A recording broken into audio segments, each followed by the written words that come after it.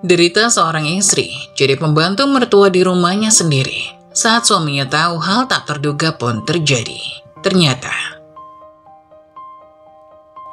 Yang sudah subscribe, semoga rezekinya lancar ya.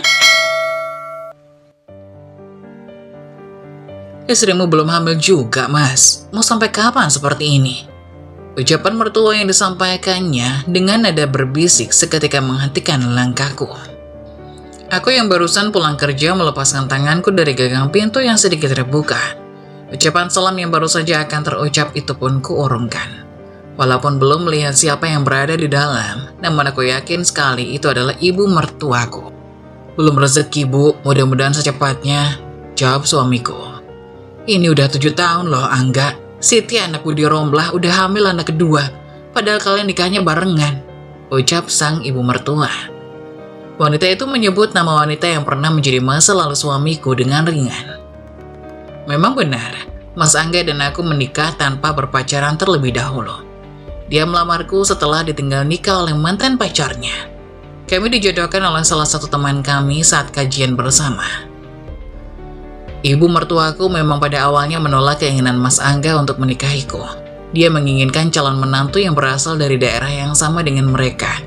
Gadis desa yang merantau ke kota tanpa sanak saudara sudah pasti tidak termasuk dalam kriterianya. Sabar, Bu, semua ada rezekinya masing-masing. Insya Allah, aku dan Tamara akan diberi kepercayaan di waktu yang tepat, jawab lelaki itu memberi tanggapan. Ibu sudah sangat sabar loh, Mas. 7 tahun ibu menunggu kalian memberikan cucu. Tapi sampai sekarang belum ada juga. Mau sampai kapan ibu disuruh menunggu begini? Jawab ibu mertua tak sabar. Kalau cuma nungguin rahim kosong, ngapain bertahan sampai 7 tahun? Buang-buang waktu saja. Aku yang mendengar dari luar ikut menarik nafas panjang. Begitulah ibu mertuaku. Setiap kali berkunjung ke rumah untuk menjenguk anak laki-lakinya, selalu saja kata itu yang diucapkan tanpa henti. Aku mengusap butiran air bening yang kini membasahi pelupuk mata, lalu menghela nafas dalam-dalam. Mereka tak tahu aku ikut mendengar. Seolah senyum terbit dari bibirku, seolah tak tahu isi percakapan mereka dari dalam. Assalamualaikum, Mas, aku pulang. Waalaikumsalam, Dek, jawab suamiku. Dia terburu-buru keluar saat mendengar suaraku. Ada ibu. Assalamualaikum, Bu. Udah lama datangnya. Aku menyapa ibu mertua dengan ramah dan juga mencium tangannya. Sudah dari tadi, jawabnya dingin. Walaupun demikian, dia tidak menolak saat aku bergerak menyelami telapak tangannya. Mas, tumben pulang cepat. Sekarang aku beralih ke arah suamiku. Ini masih pukul 1 siang, harusnya dia masih di kantor. Berbeda denganku yang bekerja sebagai guru di sekolah. Mas Angga bekerja di kantor yang jam kerjanya sampai pukul 4 sore. Tadi Ibu telepon, Dek, minta dijemput di bandara. Ya sudah, akhirnya Mas izin pulang cepat saja, jawab lelaki itu sambil tertawa. Oh, Ibu katanya mau nginep sini, Dek, kata Mas Angga. Boleh kan, Dek? Tanya Mas Angga. Aku mengangguk. Walaupun Ibu tak ramah denganku, dia tetap wanita yang disayangi dan dihormati oleh Mas Angga. Ngapain kamu minta izin ke Tamara segala, Gak? Sejak kapan seorang ibu harus minta izin kalau mau tidur di rumah anaknya? Kata ibu mertuaku tak terima. Dia mendelik, tak senang mendengar putranya minta izin kepadaku. Lagian ini kan rumahmu. Kamu beli rumah ini dengan tabunganmu setelah kalian menikah. Jadi Tamara tidak berhak apapun tentang rumah ini, sambung ibu mertua. Rumah yang dibeli Mas Angga dengan tabungannya setelah kami menikah. Aku tidak ingat kalau suamiku punya tabungan. Aku melirik suamiku yang kini tertawa dengan gugup. Lelaki itu mengedipkan mata, meminta pengertian dariku. Aku hanya tersenyum tipis, kami tidak bisa memulai keributan di hadapan mertuaku.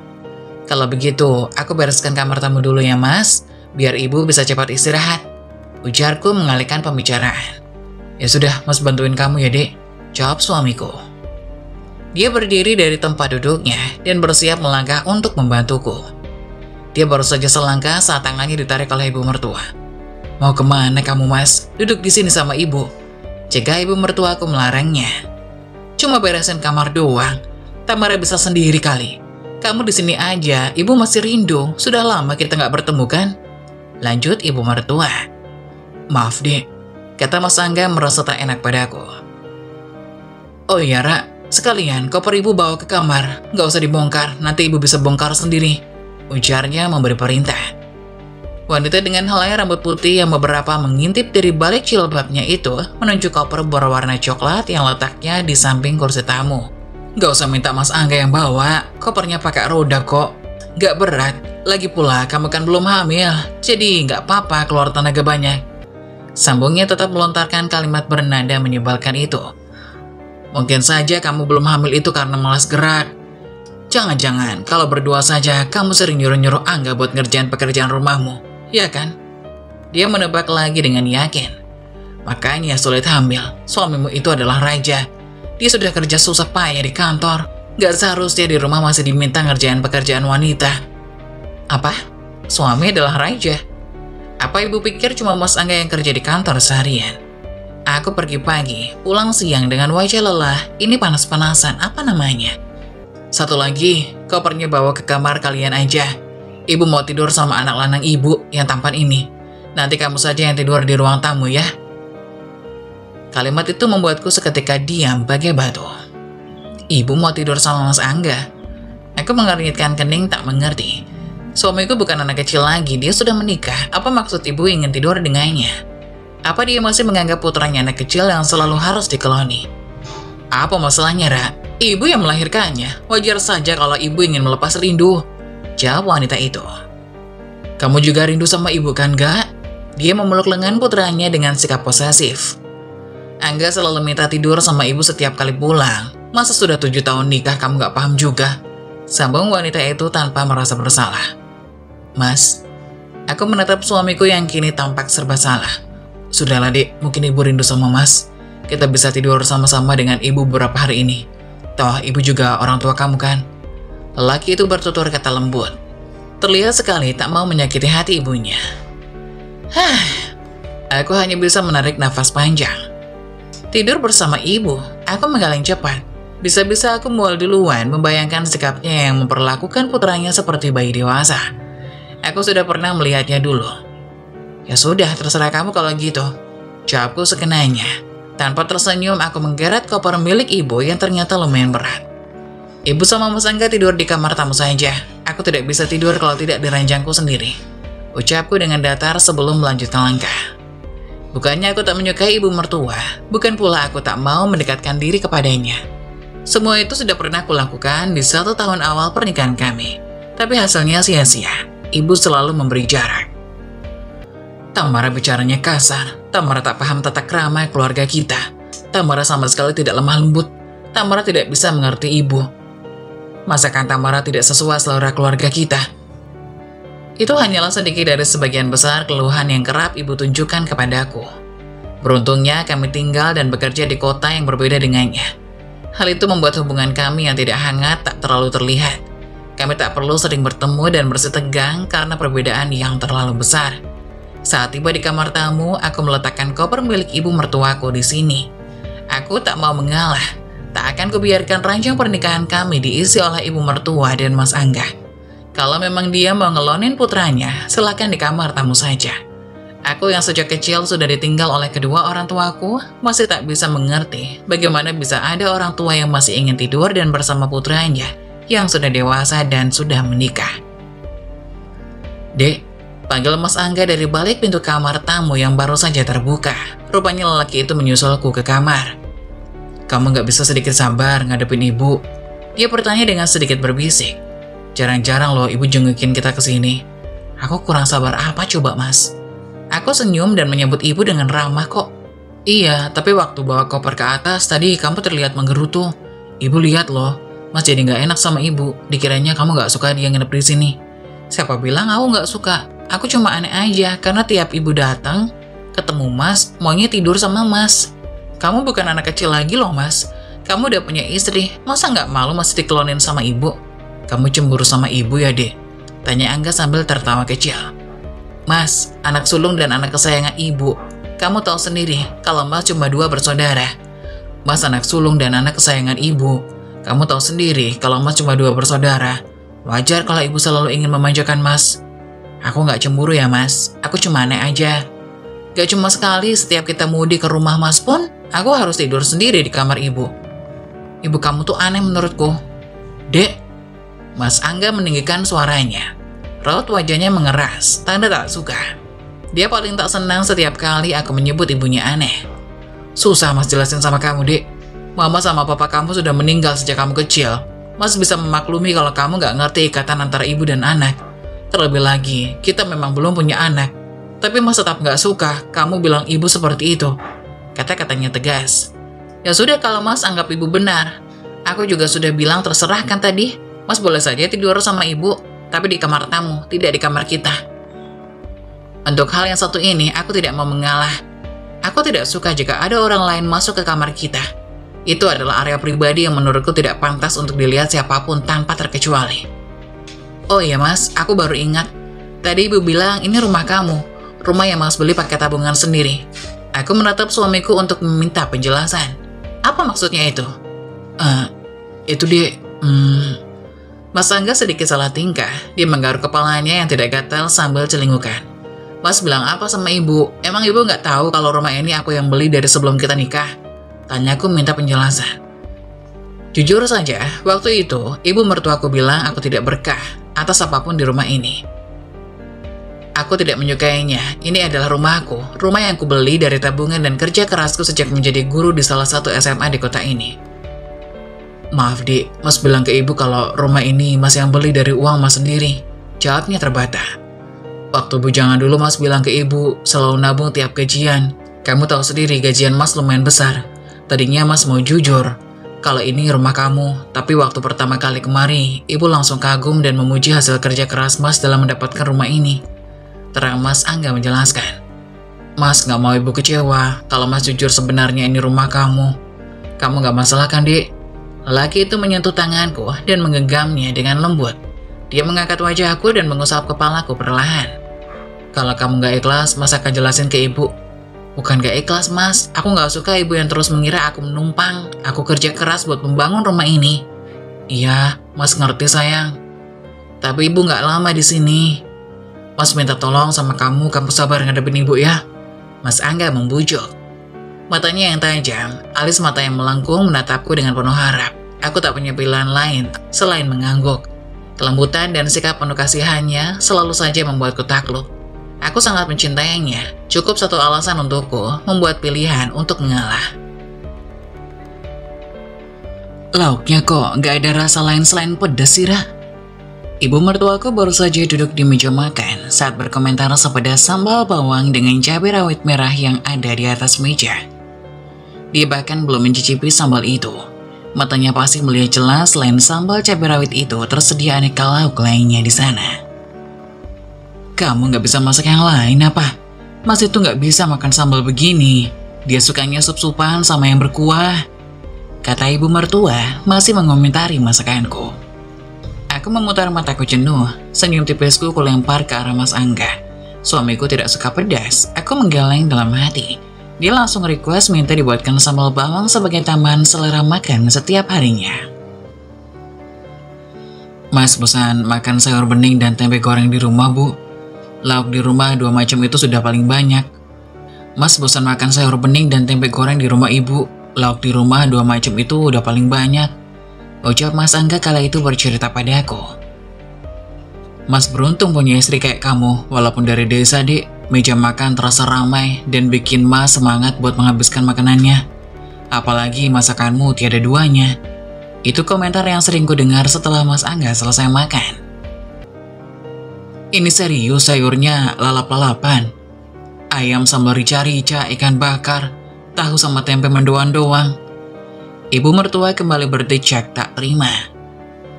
Boros sekali kamu, Rah. Kamu gak kasihan sama suamimu yang kerja keras cari duit? Harusnya kalian itu berhemat biar bisa nabung. Masa mobil Mas gak ganti-ganti setelah menikah? Masih dengan omongan ibu mertua. Tapi aku kan juga kerja, Bu. Jawabku memberi sedikit bantahan. Gaji guru emangnya berapa, Ra? Apalagi kamu cuma guru honor kan? Harusnya sih berhenti aja biar bisa fokus urus suami. Kalau kamu menyibukkan diri gimana bisa hamil coba? Aku kembali melirik suamiku yang sejak tadi hanya diam. Dia selalu saja ragu-ragu untuk berada di pihakku atau ibunya setiap kali ada sedikit tegangan dari kami.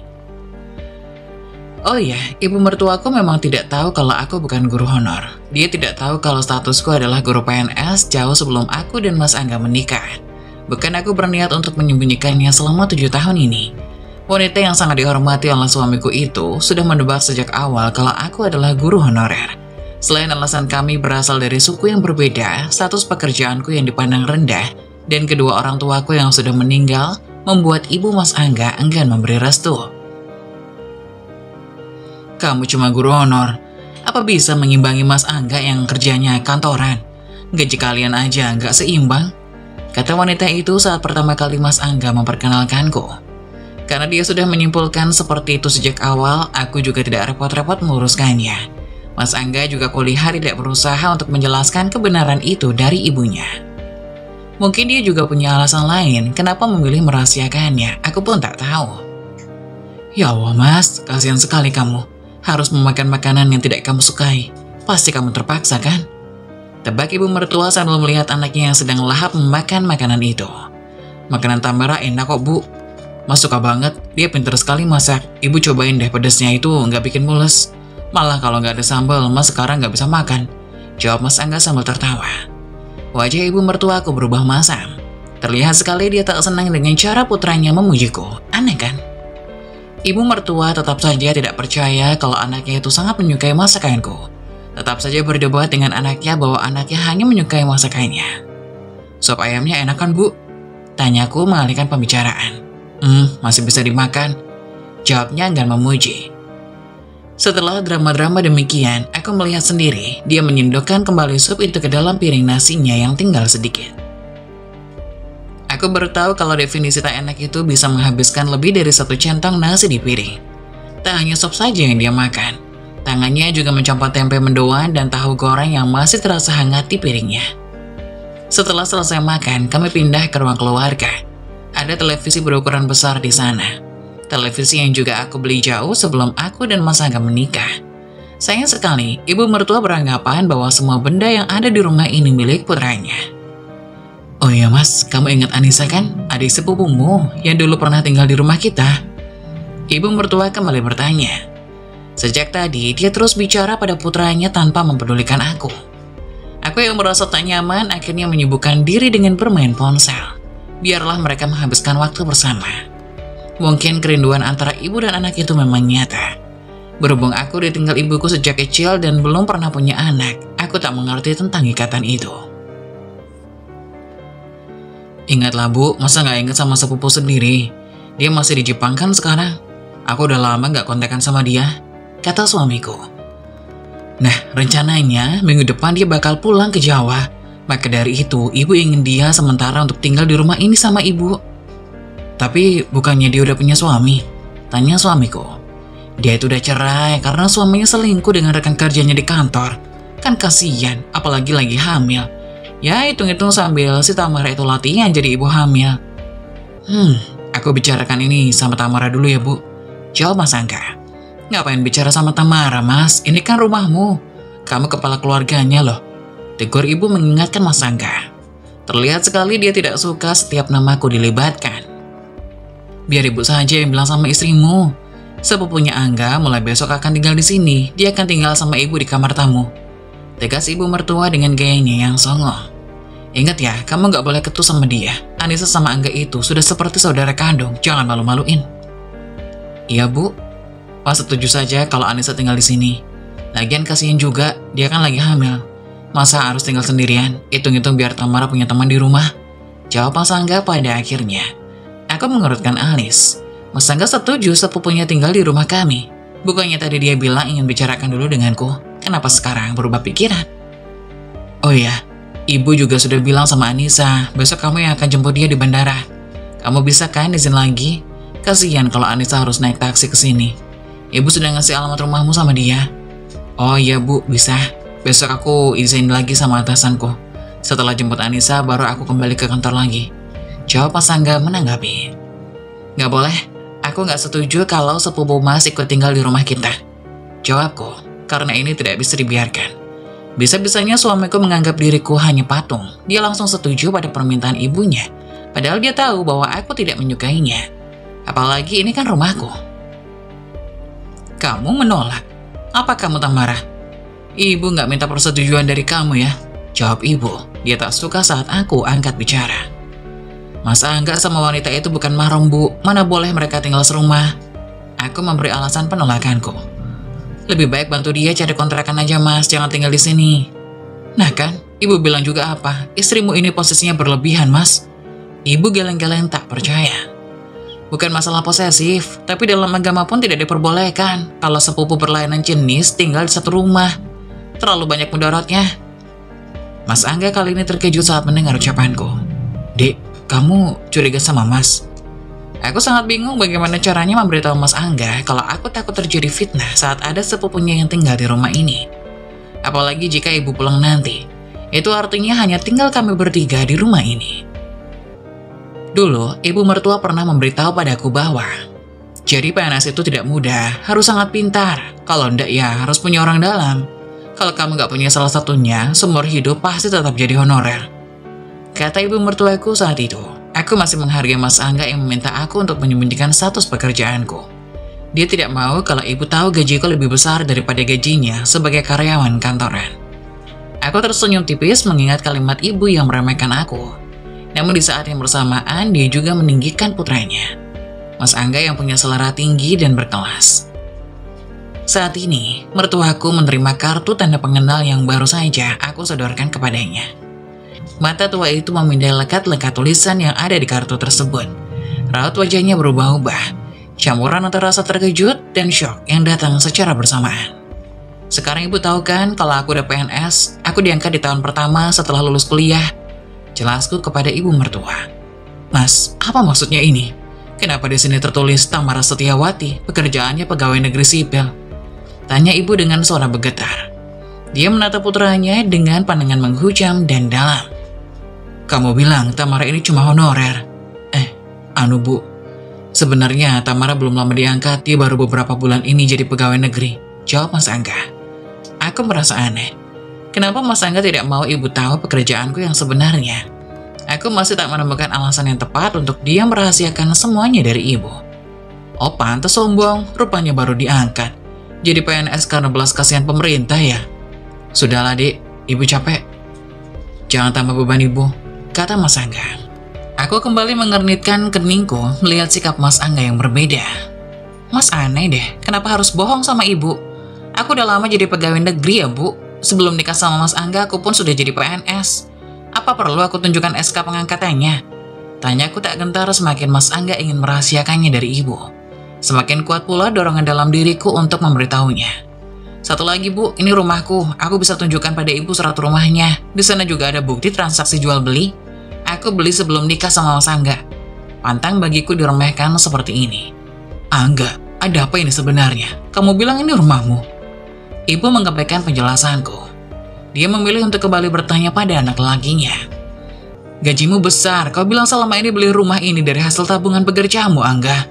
Kenapa Tamara bilang rumah ini dia yang beli? Ibu menuntut penjelasan dari Mas Angga. Lelaki itu terlihat gugup, dia memelototiku. Pandangan matanya terlihat sekali kalau dia marah, karena aku sudah memberitahu ibunya tentang semua kebenaran itu. Maafkan Angga, Bu, kata Mas Angga dengan suara lirih. Jadi benar, kamu bohong sama ibu. Maafkan Angga, Bu, Angga salah, kata Mas Angga sambil mengalirkan air mata dari matanya. Dia menangis terisak di bawah tatapan sang ibu.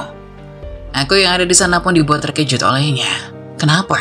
Kenapa suamiku harus menangis saat semua kebohongannya terungkap? Apa salahnya memberitahu ibu kebenaran tentang pekerjaanku dan status kepemilikan rumah ini? Kasihan sekali anak lelakiku, cetus ibu. Bukannya marah, dia malah memeluk Mas Angga erat-erat. Jemari tangannya yang keriput kini menepuk pundak Mas Angga dengan lembut. Dia menenangkan anak lelaki kesayangannya itu yang secara mengejutkan bertingkah seperti korban yang terluka. Kasihan sekali kamu nak, kamu pasti tertekan selama ini kan? Istrimu ini, dia pasti sering merendahkanmu karena dia yang punya rumah ini. Lagi-lagi kata-kata yang meluncur dari bibir ibu mertua membuat aku ternganga. Kenapa ibu tetap menyalahkan aku? Tamara sudah zalim sebagai istri, dia sudah menodai harga diri suaminya. Malangnya anak lelakiku, punya istri tak bisa jadi perhiasan bagi suaminya. Oh iya Tamara, walaupun ini rumahmu, tetap pada hak Angga di sini. Dia sebagai suami dan kepala keluarga juga ada hak atas rumah ini, kata ibu mertuaku. Ayo nak, antar ibu ke kamar. Ibu tiba-tiba lelah sekali rasanya. Ibu pun langsung bergegas akan menaiki tangga. Oh iya Tamara, kalau kamu masih mau jadi istrinya Angga, jangan coba-coba merendahkan Anissa saat dia tiba besok, tegas wanita tua itu sebelum berbalik. Aku menghela nafas dengan berat. Ibu ternyata masih tetap kokoh ingin memasukkan sepupu suamiku ke sini. Silakan saja Bu, tapi lihat saja nanti. Aku bukan menantu yang bisa ibu perlakukan seenaknya. Aku mengepalkan tangan dan mengeram penuh tekad. Seperti biasa, aku bangun subuh untuk menyiapkan sarapan dan bekal untukku dan Mas Angga ke kantor. Berhubung ibu minta ditemani putra kesayangannya, semalam aku tidur sendiri. Mas Angga bahkan tak datang ke kamar untuk berpamitan lagi. Sepertinya dia masih kesal karena aku memberitahu ibu tentang pekerjaan dan status kepemilikan rumah ini. Aku mengurungkan niat untuk membangunkannya untuk sholat subuh. Aku yakin ibu mertua yang sudah bergelar hajah itu tidak mungkin melewatkan waktu sholatnya. Sayang sekali, anggapanku ternyata salah. Saat waktu sudah menunjukkan pukul 6 pagi, baik Mas Angga maupun ibunya belum ada yang keluar dari dalam kamar. Aku yakin mereka tidak sholat karena di kamar kami tidak ada kamar mandi di dalam. Aku pasti melihat jika mereka keluar. Bisa-bisanya Mas Angga melewatkan waktu sholat, ucapku kesal. 1 jam kemudian, saat waktu sudah menunjukkan pukul 7, aku duduk dengan bimbang di depan meja. Kotak bekal milikku dan Mas Angga sudah selesai disiapkan. Tapi mereka belum juga bangun. Karena harus berangkat kerja, aku memutuskan untuk mengetuk pintu kamar itu. Sekali, 2 kali mengetuk, namun tetap tidak ada jawaban dari dalam. Ketika aku meninggikan suaraku untuk membangunkannya, tiba-tiba, "Iya, berisik banget sih," saat suara serak dari dalam. Aku menunggu di depan pintu, langkah kaki mendekatkan ke arah pintu. Tak lama kemudian, pintu pun terbuka.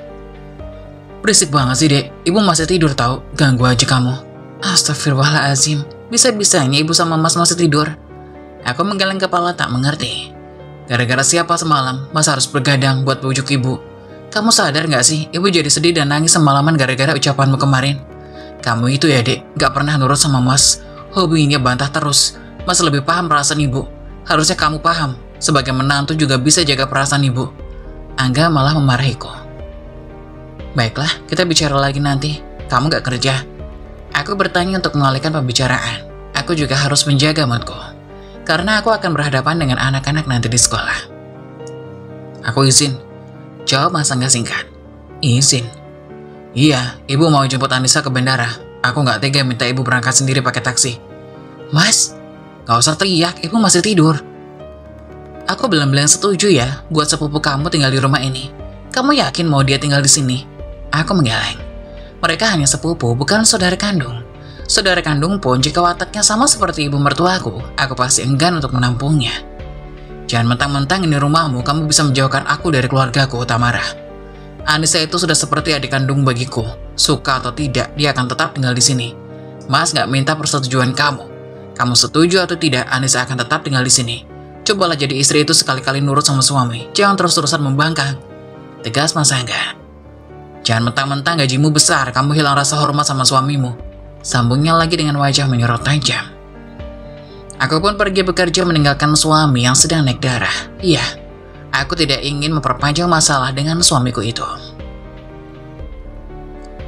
1 minggu berlalu, kini rumah Tamara kian ramai dengan kedatangan sepupu suaminya si Anissa. Tamara kian tidak nyaman tinggal di rumahnya sendiri. Ketidaknyamanan itu kian menjadi-jadi hingga akhirnya memuncak di suatu pagi. Kala itu hari Minggu, di mana Tamara dan suaminya libur bekerja. Tamara sengaja memasak makanan spesial untuk sarapan suaminya, yaitu opor ayam kesukaan suaminya. Dulu waktu zaman pacaran, Mas Angga sangat senang dengan opor ayam buatan Tamara. Angga bilang opor buatan Tamara itu berbeda dengan opor manapun. Tamara berniat semoga lewat masakan ini hubungannya dengan Angga bisa membaik. Angga lah yang paling awal keluar kamar dan sudah berada di meja makan. Sayang, kamu udah bangun belum? Kata Tamara lembut kepada suaminya. Dan sapaan Samara pun ditanggapi baik oleh Angga. Iya nih, kamu masak apa sayang? Pagi-pagi udah harum aja nih, baunya ke seluruh ruangan. Kata Angga kepada Tamara. Iya nih, aku masak opor kesukaan kamu buat kita sarapan. Kamu suka kan sayang? Tanya Tamara. Wangi banget sayang. Tentu saja aku suka opor ayam kesukaanmu.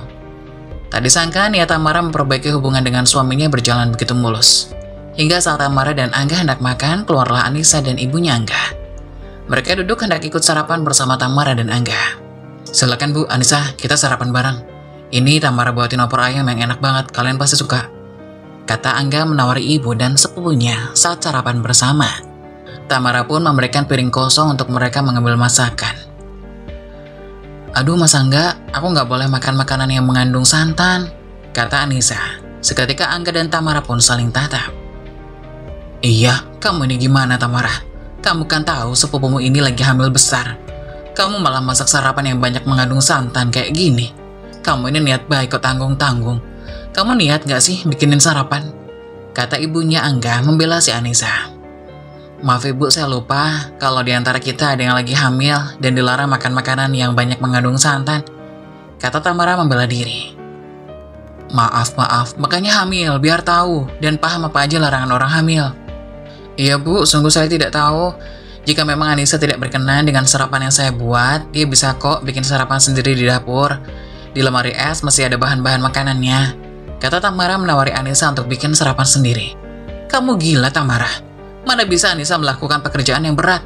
Kamu tega jika ada sesuatu terjadi pada kandungannya. Bentak ibu mertua Tamara itu. Lalu harus bagaimana bu baiknya? Tanya Tamara kepada ibu mertuanya itu. Gak mungkin Angga juga yang masak kan? Dan jika ibu yang masak, di mana rasa hormatmu? Lalu, maksud ibu, aku juga yang harus buatkan sarapan untuk Anissa? Tanya Tamara. Ya jelas siapa lagi, pakai nanya segala. Kata ibu mertuanya sambil memasang wajah yang sinis kepada menantunya itu. Ibu, sudah cukup, biarkan Anissa memasak makanannya sendiri. Istriku sudah lelah memasak pagi-pagi buta untukku. Lagian kandungan Anissa belum terlalu tua. Tidak masalah bukan kalau hanya bergerak untuk memasak untuk dirinya sendiri. Kata Angga membela istrinya Tamara. Tamara pun seakan tak percaya, kini suaminya berani membela martabatnya di depan ibunya sendiri. Angga? Apa ibu tidak salah dengar? Kamu membela istrimu sendiri dibanding ibu dan sepupumu? Kata ibunya Syah. Aku tidak membela siapapun. Aku hanya menengahi masalah siapa yang butuh makan dan siapa yang harus masak. Istriku sudah masak untukku, suaminya. Dan Anissa itu bukan kewajibannya. Jadi makan atau tidaknya Anissa bukan tanggung jawab Tamara, Bu. Kata Angga sambil melihat ke arah Anissa yang hanya bisa diam saja. Angga, kamu keterlaluan. Kamu selama ini ibu banggakan, sekarang kamu berani melawan perkataan ibumu sendiri. Tanya ibu kepada Angga. Ibu yang sudah keterlaluan memperlakukan istriku Tamara. Bukankah ibu tahu rumah ini miliknya dengan hasil uang kerja kerasnya sendiri? Dan gajinya pun jauh lebih besar dibanding aku. Tapi dia masih menghormatiku dan melayaniku dengan baik. Harusnya ibu bersyukur punya menantu seperti Tamara. Bukannya malah memperlakukan dia seperti pembantu di rumah sendiri. Kata Angga tegas. Baik jika ibu sudah tidak dianggap di rumah ini. Lebih baik ibu dan Anissa pergi Angga. Kata ibunya mengancam. Sudah Mas Angga, jangan kamu lanjutkan. Biarkan aku aja yang masak untuk Anissa. Kata Tamara sambil memegang tangan suaminya itu. Tidak Tamara, kamu sudah cukup menderita atas kesalahanku dan perlakuan ibu. Kini biarkan aku yang melindungimu. Kata Angga. Ibu, aku menghormatimu selayaknya anak kepada ibu. Tapi ibu kini sudah kelewat batas. Tanggung jawabku adalah melindungi dan memastikan kebahagiaan istriku. Aku tidak mengusir kalian dari rumah ini, tapi jika kalian ingin pergi, aku pun tidak akan menahannya. Tegas Angga kepada ibunya dan Anissa. Hingga akhirnya dengan penuh emosi yang menggebu-gebu, ibu Angga pun mengemasi pakaiannya dan pergi dari rumah itu bersama Anissa yang sedang hamil. Hubungan keluarga Tamara dan Angga pun mulai berbenah ke arah yang lebih baik. Mereka saling menghargai dan terbuka satu sama lain. Tak lama sejak kejadian itu, ibu Angga menghubungi Angga dan mengaku menyesal atas perbuatannya kepada Tamara. Ia merasa bersalah dan malu kepada menantunya itu. Tamara dan Angga pun sudah memaafkan dan melupakan kejadian yang telah lewat. Mereka juga menawari agar ibu dan Anissa tinggal lagi di rumah Tamara. Namun ibunya menolak. Ia lebih nyaman tinggal di kontrakan yang tiap bulannya Angga lah yang membantu untuk bayar uang sewanya.